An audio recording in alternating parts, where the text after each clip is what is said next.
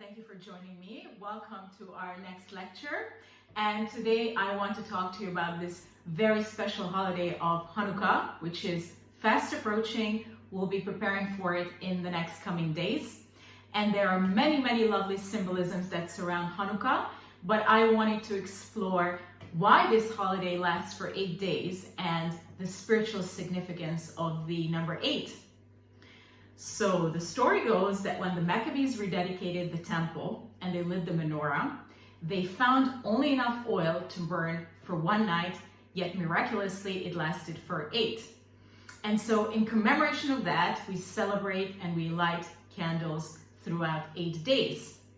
Now the Hebrew word for oil is shaman, which is very close to the word shemona, number 8, but is also linked to other words such as the neshama, the soul, or the Mishnah, the oral Torah.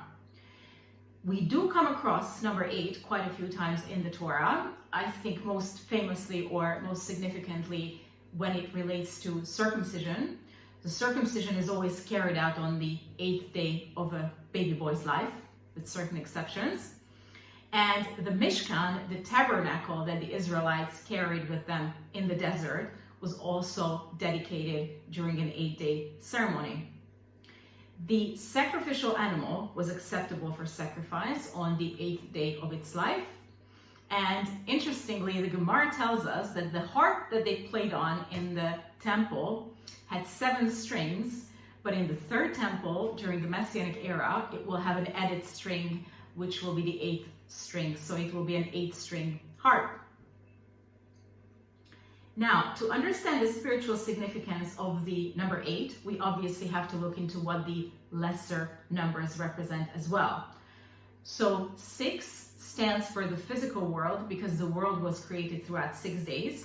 And it also corresponds to the 6 directions of north, south, east, west, up and down.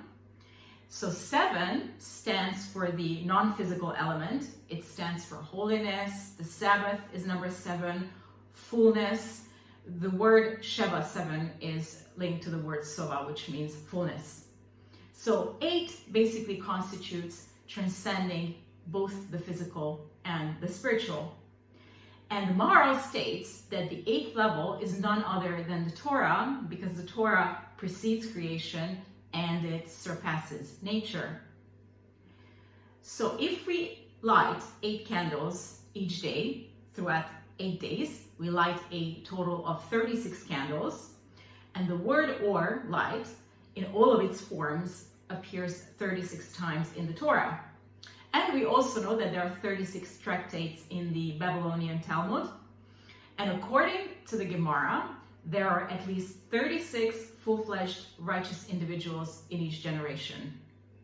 So each night we add yet another light, just as each day we're given another opportunity to accomplish something positive. So we should never be satisfied enough to be deterred from doing more good.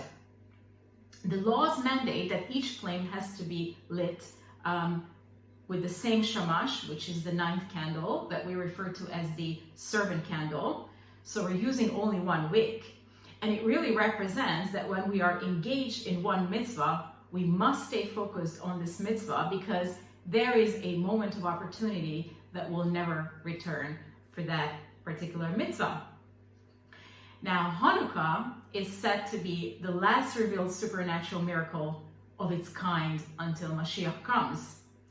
So during this period, when we light the candles and we look into the candlelight, we're actually beckoned to see through the material world that disguises holiness, that disguises godliness.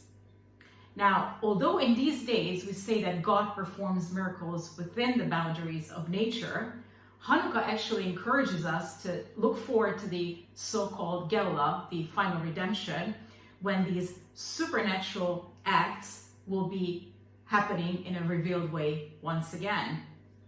So we were talking about the physical circumcision that happens on the 8th day, but the Kabbalah elaborates that in the times of Mashiach, God will circumcise our hearts. And that is a wonderful concept, but what does it mean that our hearts will be circumcised? So it actually means that the heart will not desire to do any evil. Since creation, as a result of free will, we were given free will by God, so humankind could do as he pleases, choosing between good and evil, which is actually the mission we received from God, choosing between good and evil and making the right decision. But we're told that when Mashiach comes, our heart will not crave for anything improper, and basically it will naturally want to do good. So the meaning of the circumcision of the heart is that the foreskin of lust and other destructive desires is removed. And we're told that our nature will be like the nature of Adam before the fall. So during Hannukah, as much as we look back in history to commemorate our victory over Greek destruction, and don't forget also over Greek ideology, we also transcend time. When we celebrate, we get a little bit of a foretaste of the Olam Haba, the world to come. So Hannukah is just as much about the future as it is about the past. Now, one of our main traditions is to give tzedakah, charity, on Hannukah. And charity is considered an act of kindness. It's one of the 3 pillars on which the world stands. But the actual translation of tzedakah is not charity, it's righteousness, it's justice, basically. So, people often wonder why God created the world so unequal, where some people have a lot, while some people have little. But in Judaism, this system is actually the great equalizer, because if we were all in the same financial situation, we would never be motivated to give to others. In God's eyes, these rich people are merely agents through whom he distributes his wealth to the less fortunate. So we understand in Judaism that when we help another person out, we're not actually giving from our own money. We are simply dispensing this money to its rightful owner, because that money already belonged to the recipient in the first place. So that is why the mitzvah of tzedakah is a very special mitzvah, because it basically encompasses all forms of kindness. It is kind of like a cycle where the gift that we give to others eventually return to us. And to that end, the Rambam formulated an amazing list of 8 levels of giving. And it's very much linked to Hannukah, because we discussed that we celebrate Hannukah throughout 8 days as well. So let us explore what these 8 levels are, and I think it's a fascinating list. So number 1, which is, we're going from bottom to top. Number 1, the lowest level of giving, is called giving grudgingly.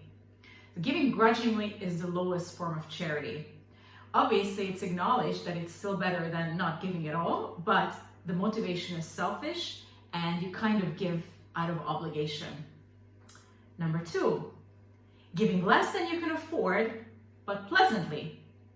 So here, the appreciation is the sincerity of the heart, and it's very powerful because the receiver feels cared for because you give pleasantly.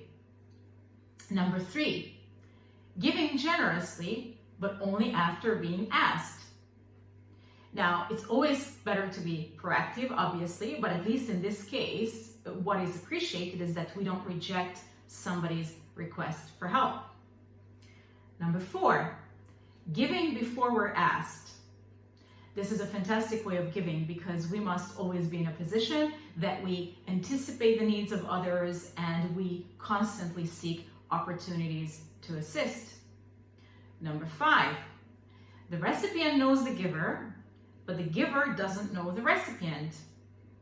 So in all the previous levels we discussed, both the recipient and the giver know each other. So actually, even with the best of intentions, there is always going to be a relationship of superiority. The giver obviously has his ego enlarged when he gives, because I'm the giver, and then the recipient cannot help but feel ashamed because he's actually dependent on this money. But the giver not knowing the recipient makes the giver a lot more humble. Number 6, the giver knows the recipient, but the recipient does not know the giver. And of course, the benefit of that is that the recipient's dignity is preserved. Number 7, giving anonymously where neither knows the other.